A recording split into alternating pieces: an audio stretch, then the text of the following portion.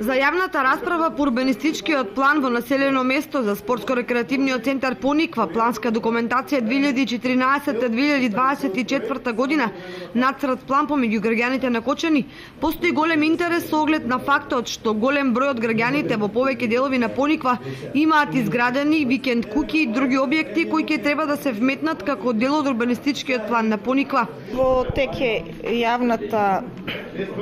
анкета по урбанистички план во населено место за спортско-рекреативен центар Пониква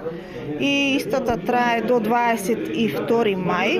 Во овој период заинтересираните граѓани и правни лица може да поднесуваат анкетни листови со предлози, забелешки и сугестии во однос на планското решение.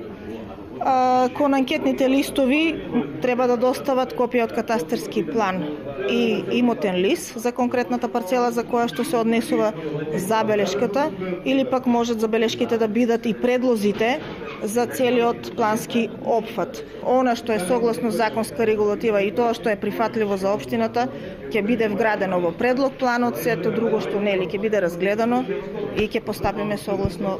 законска регулатива. Урбанистичкиот план на Пониква проширен ќе се протега на површина од 50 хектари, од кои дел се наменети за зеленило, а дел за викендички и хотели.